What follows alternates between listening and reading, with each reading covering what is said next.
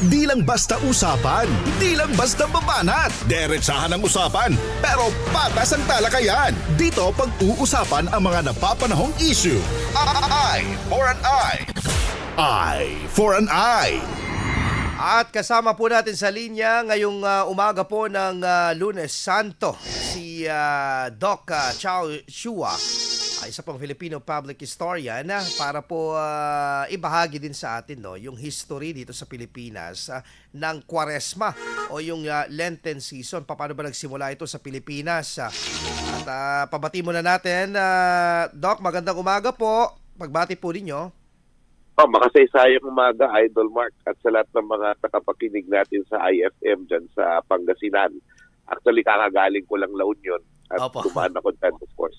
Ayun, okay. At maraming mga ano po dito, ngayong binibisita po ng mga churches, Catholic churches po. Yes. Oo, kasi for example, of course, we have Manaoag, and then tatlong minor basilica nang meron natin dito, Manaoag, San Carlos, I think dalawa, San Carlos and Manaoag. And one of the oldest church in Bolinao, yung Saint James the Great, yung Bolinao, Pangasinan, na yung facade niya, Doc, is ano pa yan originally parang gawa sa corals, panahon pa ng Espanyol. So anyway, anyway, Doc Chow, ano po ba, paano nagsimula dito sa Pilipinas ito pong Kwaresma? Syempre, dito po sa ating pong history po natin. Well, una sa lahat, yung Kwaresma, syempre, paggunitayan sa pagpapakasakit ng Panginoong Jesucristo. Kwaresma came from the word 40 days, quadragesime. No? So, yung Lenten season, yung buong Lenten season, yung Semana Santa, yun yung Holy Week. No? Yun yung ginugunita natin ngayong week na to. This is the last week of the Passion of Jesus Christ, kung paano niya niligtas ang mundo by dying. And then, of course, Easter is the resurrection. So, syempre, galing sa mga Espanyol yan. Pero some of the practices that we have are parang nag-match o doon sa sinaunang mga kultura natin. So, halimbawa, yung konsepto ng penitensya, yung nag-aalay ka ng dugo para gumaling ang isang tao. Dati winiwisik yung dugo ng hayop sa isang taong may sakit. Ganun, ngayon naman, di ba, pagka gusto mong may gumaling, nagsasakripisyo ka sa pamamagitan ng pagpepenitensya. Wiwisik ka rin ng dugo. Di ba? Dugo mo naman. So, parang rin yun, paghingi ng pagkapatawaran sa mga kasalanan at parang yung pagpapakita ng remorse at kalungkutan sa pagkamatay at sakripisyo ng ating Panginoon. Na noon, ginagawa naman ng mga bagani o ng mga warriors sa pamamagitan ng pagpapalupot ng ratan sa pagkamatay ng hari. Pinapalupot nila yung ratan yung sarili nila. So parang may mga gano'n ayon sa mga anthropologists na connection.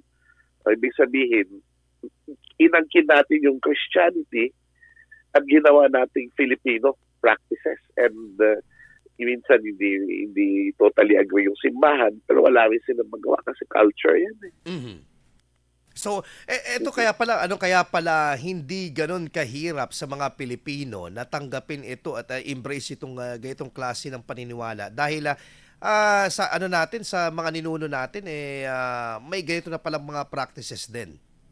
May kahalintulad. At hindi lang yun, yung ibig ko sabihin, yung kahit yung mismo, kasi di ba, if you're going to look at it, yung 300 years of colonialism na, di ba, nireject na natin yung Spanish colonialism, di ba, pinatalsik natin sila. Pero, hindi, nanatili tayong Catholic Most of the Filipinos and Christian in general, di ba? So, ibig sabihin na angkin na natin ito at nakita natin na ito ay swak sa atin. Bakit? Kasi ano man tinuturo ng mahal na Panginoong Jesucristo, di ba? Ibigin mo ang kapitbahay mo. Gaya ng love your neighbor, gaya ng pag-ibig mo sa iyong sarili. Konsepto ng pakikipagkapwa-tao, yan, nandyan na yan sa atin. So, yun, nag-match talaga. Kasi, tapos yung Diyos mo, nakipagkapwa-tao pa kasi bumaba at nagpakasakit.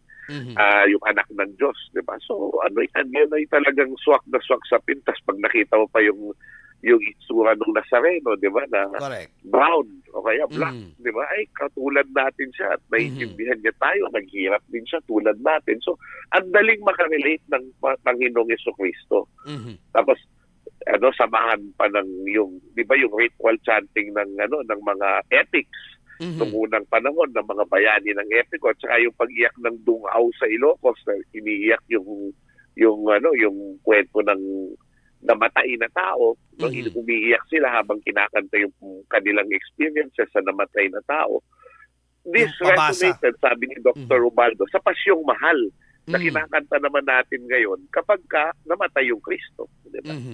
Okay. Pero Doc Chow, itong ganitong mga tradisyon natin na it is not just only yung pagpapalago ng kultura, kundi may kinalaman din ito sa ating growth ng ekonomiya natin kasi may mga kumikita din dito sa mga pagkakataon na ito. Well, what kumikita? Yung business as usual na talagang it help also yung economic aspect ng isang lugar. Well, of course, no, kasi syempre kung may pagpunta ng pilgrims, 'di ba? Kahit naman nung panahon nung panahon na after ng birth of Christianity, naging pilgrimage sites yung Jerusalem halimbawa. Naging contested yan yung kung paano ko kontrolin yung mga ruta ng papunta sa Europa, from Europe to the Holy Land. Kaya nagkaroon ng crusades. Diba? Kasi ang nangyari, gustong kunin ng Katoliko yung control. So pinagawa yan pa yan. Tapos alam mo naman, siyempre, hindi naman perfect yung religion kasi ginagamit sa pagkuha ng kapangyarihan. Diba? Ganun naman yun. Correct. Diba? Kahit sa kolonyalismo. So, hindi rin, kumbaga parang, although sinasabi ko, huwag natin isisi doon sa relihiyon kasi ginamit na mo naman yung pananampalataya, hindi naman yung masama yung pananampalataya eh. Kasi ang problema ngayon, kinakancel pati yung pananampalataya. Ito lang, yung diba, yung kailangan makita dito, yan, it's a natural, na, siyempre, kung may pilgrims, kailangan mong pakainin, diba? Kailangan may kakain. So, kailangan may magtitinda ng pagkain, may mga, and eventually, of course, souvenirs. Kasi nga, kaginawaan din ng bayan yung nakasalalay noon. Diba? Nangyayari din yan pag may mga milagro, diba? So, kunwari, may pinagmilagro ng ganito. And of course, pag tinignan mo yung mga pilgrimage sites natin, tulad sa Manawag, diba? Yung bumibili lang kasi Manawag, kasi Manawag, parang, of course, hindi naman yata yun yung etymology, pero parang may kinalaman sa tawag. No? Tinatawag ka. So, ang nangyari, no, yung pagtawag, ay yung kapag driver ka, diba? Pag driver ka, may barker. at ikaw ay pinatawag, diba, ng birhen, naalala mo yung Manawag, kailangan puntahan mo siya. Diba? At syempre, bibili ka nung yung driver's prayer, diba, na ilalagay mo doon sa sasakyan mo. So, syempre, may economic activity na doon. Tama yun, sinabi ninyo ito, yung sa pilgrimage natin dito sa Pilipinas, yung mga visita iglesia, ayan, talagang ngayon nga nararanasan, nakikita namin dito sa Pangasinan na mga bases halos 5, 8, 10 bases sa isang bisitahan ng lugar nila. Oo nga, no? So yun yung mga nangyayari yung pilgrimage talagang halimbawa yung mga sa San Fernando, Pampanga, yung pinapako sa krus, di ba? Dami rin pumupunta doon. Correct. So, Sinakulo. Sinakulo. Of course, ang paliwanag dyan, yung visuality ng Pilipino, gusto natin nakikita. Kasi dati hindi naman pinapabasa sa atin yung Bible eh. Kaya nagkapasyong mahal tayo kasi bawal basahin ng Bible. Dahil baka mag-interpret daw ang tao, dumami ang religion. Nangyayari na yun ngayon. Totoo. So yun, anyway, nga. Kaya visual, mga posisyon. Kaya pag Good Friday may procession. Kaya visual din tayong magpakita ng remorse. Kaya yung mga may penitensya din naman sila, yung flagellation. Yung mga praile, doon natin natutuhan yun eh. Yung nagpapalo sa likod. Kaso yun, lang, symbolic lang. May parang nut lang yung lubid sa dulo. tapos parang symbolic. Sa atin, may literal natin eh. Kasi nga gusto natin yung visual. Nakikita ng madla yung... And then yung also yung tayo ay gusto natin communal ang worship. Di ba? Sa usually reflection, sa Western, di ba? Saka yung mga meditation, nagme-meditate ka, nagdadasal ka ng personal, tahimik. Tayo, gusto natin may medyo hindi naman sobrang saya, pero gusto natin may kasama tayo at parang may makulay yung ating paggunita ng kamatayan ni Kristo. Kaya makita mo talagang kahit yung posisyon, makulay ang bulaklak. Yes.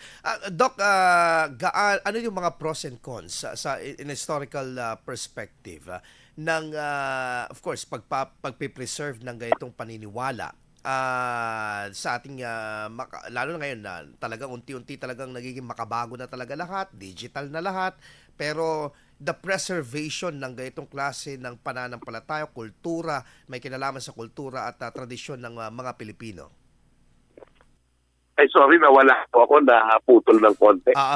Doc, yung tinatanong ko is, ano bang nakikita ninyo na pros and cons in a historical perspective ng pagpapanatili ng mga ganitong kultura, tradisyon, mga paniniwala natin mga Pilipino?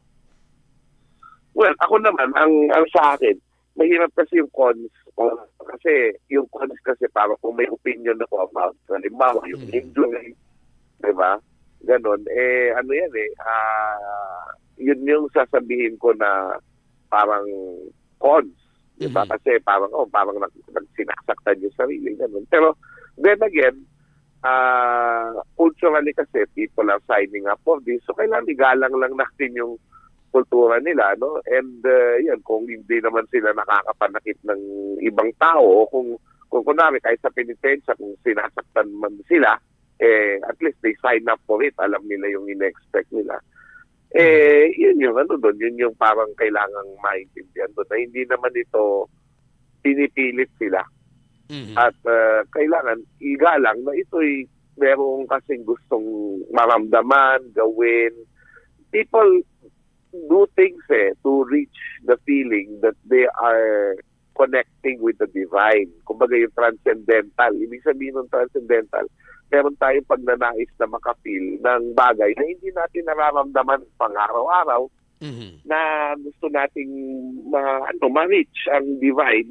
Kaya may acts of faith tayo. Hindi natin yan nakikita, hindi natin yan pwedeng i-explain, hindi siya logical. So, yun, sasabihin mo, ano naman yan? Superstition naman yan. Ang problema, ang tanungin natin, ano ba yung epekto niya sa tao? Baka naman mas nagiging mabuting tao siya sa ginagawa niya. Bakit natin pakikialaman, hindi ba? Anyway, sige, Doc, ano na lang po ang inyong panalangin ngayon na sa Holy Week na ito? At saan ba kayo magbabakasyon, Doc? Ako po hindi magbabakasyon, pero sa Biyernes Santo ay uuwi ng Tarlac City. At siguro ang sasabihin ko lang naman, ang wish ko lang naman, kasi ayoko yung sinasabi yung sana pati yung pagboto nyo maging banal din. May mga ganon, medyo nakakainis yun. Kasi akala mo naman ang banal-banal natin. Pero ang sinasabi ko, lagi dyan, sana po yung mga korap na politiko, sana sila po ay magbago.